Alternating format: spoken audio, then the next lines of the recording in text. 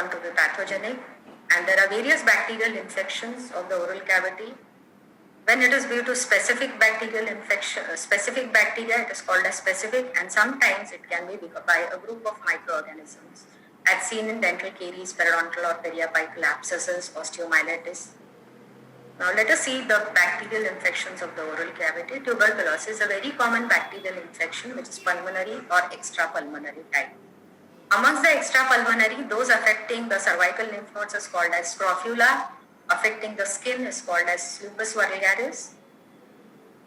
Intraorally, the primary lesions are rare and they are in the form of tuberculous gingivitis. The lesions are usually secondary to pulmonary tuberculosis, where the microorganisms are carried to the oral cavity through sputum. And whenever there is any trauma to the mucosa, they gain entry into the tissues. And if the resistance of the host goes down, they can develop the tuberculous ulcers, the common site being tongue.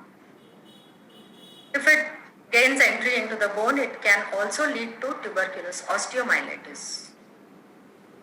How the diagnosis is done? It is Ziehl-Neelsen on acid-fast staining. The material from the lesion is scraped and it is stained with Ziehl-Neelsen stain, and the microorganisms are seen in the macrophages. Then tuberculin test is there. Histopathology is very characteristic. It has granulomas, which are caseating type of granulomas. They show a central area of caseous necrosis, which is surrounded by sea of lymphocytes and epithelioid cells. And in addition to this, what is a characteristic is the Langerhans giant cell. The Langerhans giant cells are multinucleated giant cells with a typical arrangement of the nuclei horseshoe shape, or they may be bipolar sometimes. Syphilis is a bacterial infection which is caused by Treponema pallidum, which is a spirochete. It's a sexually transmitted disease and it produces acquired and a congenital form. The acquired form has a primary, secondary and latent phase, or tertiary, that is a gamma phase. The primary stage is infective, the secondary is also infective, whereas tertiary stage is less infective and it appears after a long time. In addition to this, there is atrophic glossitis or syphilitic glossitis, which was once thought to be a potentially malignant disease. But then later on it was said that whatever the treatment is, for the treatment, arsenics and mercury based ointments are there, they may lead to the carcinogenesis. This is a primary lesion or a chancre, which is at the site of inoculation, a small indurated and ulcerated lesion. The secondary lesions are known as mucus patches. So intraorally there are mucus patches which may be serpiginous or it may have a typical snail track appearance. And the tertiary stage is the gamma stage, which is characterized by the gummatous lesions intraorally, more common on palate and on the tongue. The gamma formation takes place, is characterized by end arteritis obliterans, and that is why it compromises the blood supply, leading to a lot of necrosis and destruction as seen here. The congenital syphilis is characterized, it is transmitted from mother to the offspring and infected mother to the offspring. It has a characteristic facial appearance, that is frontal bossing, depressed nasal bridge. Raggeds are the radiating fibrotic lines along the oral cavity. And the characteristic is the Hutchinson's triad. In the Hutchinson's triad, the Hutchinson's teeth, that is the incisors are there, mulberry molars are there. Along with this, there is a 8th nerve deafness. The diagnosis is done by demonstrating the microorganisms from the lesion or from the lymph nodes. It's usually in the primary stage. Material is taken for the lymph nodes because in the oral cavity there are other microorganisms also. The serological tests are PDRL tests and others, but these tests are positive only in the secondary and tertiary stage of syphilis. The treatment is benzathine penicillin. Other commonly found bacterial infection is anal, which is also called as trench mouth because it is found in the soldiers in the trench. It is also called as Vincent's infection because it is caused by Vincent's organisms, that is Borrelia vincenti and fusiform bacilli. Borrelia vincenti is a spirochete, so it is also said to be fusospirochetal infection. The disease is characterized by punched out crateriform erosions on the interdental papilla covered with a necrotic pseudomembrane. Soon it gets ulcerated. There is excessive salivation, halitosis, and metallic taste because of the bleeding tendency of the gingiva. So this is how it appears. It is the earlier symptom, swollen interdental papilla and free gingiva.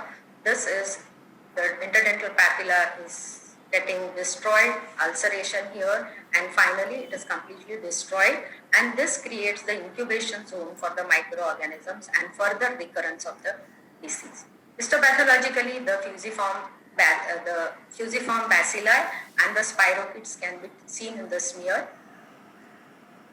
The treatment is hydrogen peroxide because these microorganisms are anaerobic in nature, and so the nascent oxygen which is liberated by the mouth H2O2 mouthwash is detrimental to the microorganisms and it controls the infection.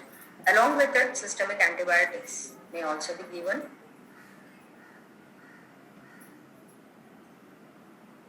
Doma or cancrum oris or gangrenous stomatitis is a disease which occurs in malnourished, debilitated, particularly the children.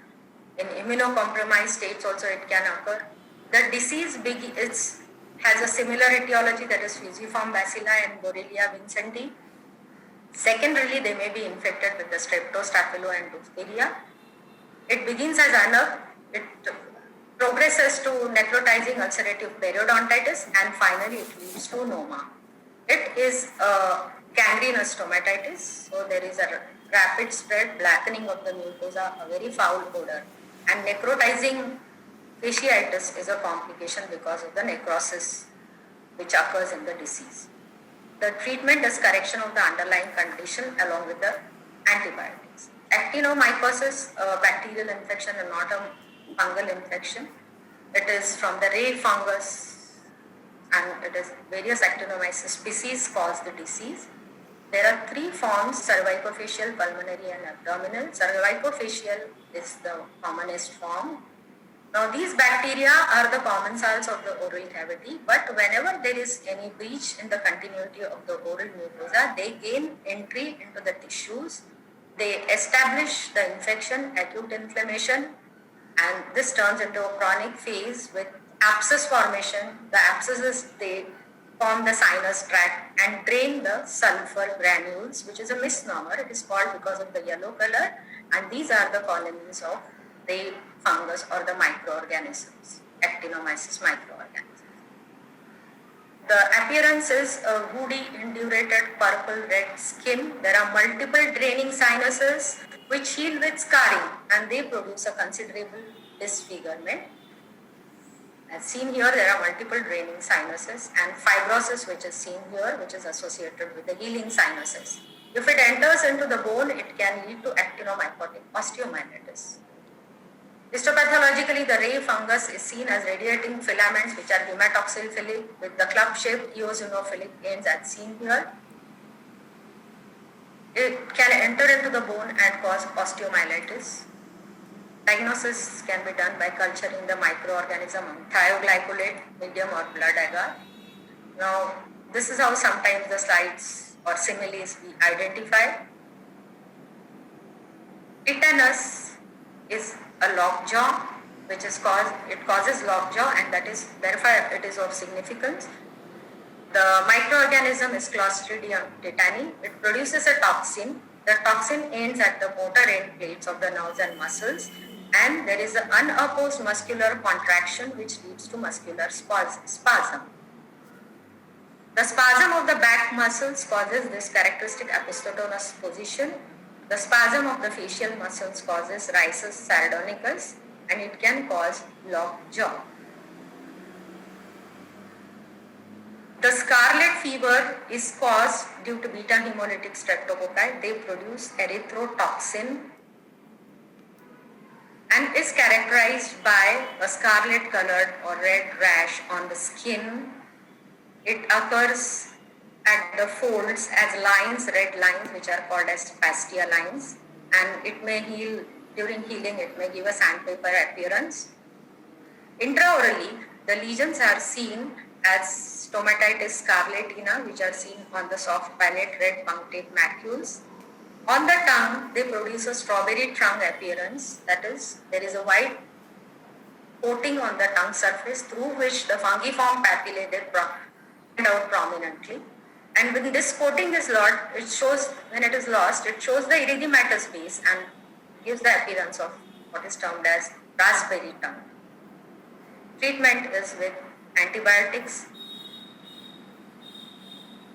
Diphtheria is caused by Corynebacterium diphtheri, and it is characterized by development of a pseudomembrane which characteristically begins in the posterior part of the oral cavity and extends anteriorly or posteriorly.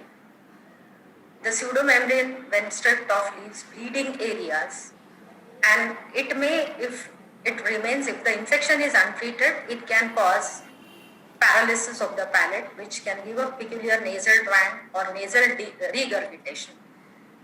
Rhinoscleroma caused by Klebsiella rhinoscleromatis. The disease begins in the nasal cavity, in the nasal epithelium, and it produces a typical Hebra nose appearance. It may sometimes extend into the oral cavity, and histopathology shows the nucleic cells, which are the phagocytes which contain the microorganisms, and they have a vacuolated cytoplasm.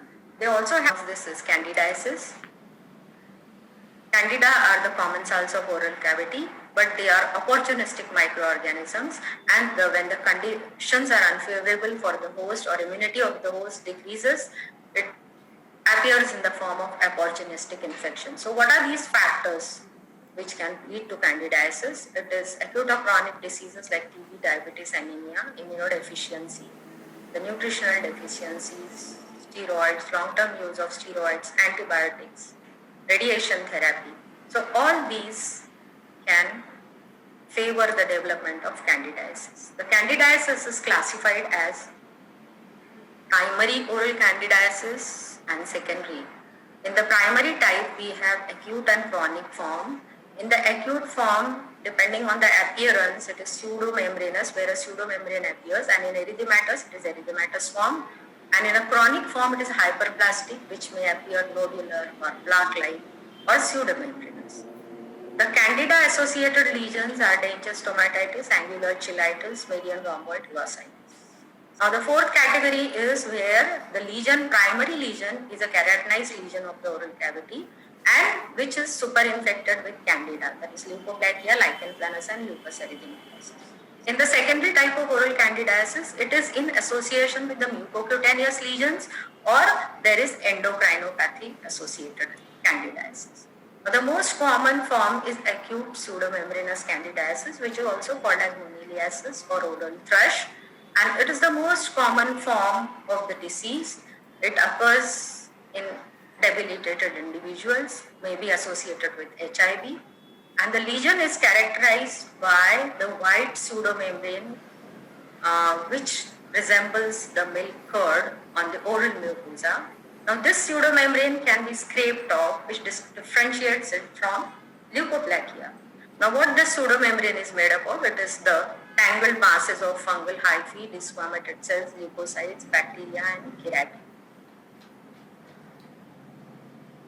The erythematous type, which is because of long-term use of antibiotics often, and it's called as antibiotic sore mouth, where the broad spectrum antibiotics are used. There is a central papillary atrophy of the tongue, and also there is chelocandidiasis. So the red lesions need to be differentiated from erythroplakia, but they are more diffuse in candidiasis. Now the chronic type, which is chronic hyperplastic candidiasis or candidal leukoplakia, it may be homogeneous or it may be nodular. It may be associated with a nutritional deficiency or it may be a leukoplakia superimposed with candidiasis. Now what are the candida associated lesions? That is, the candida is associated with it, but the causal relationship is not established or it's not specifically the candida.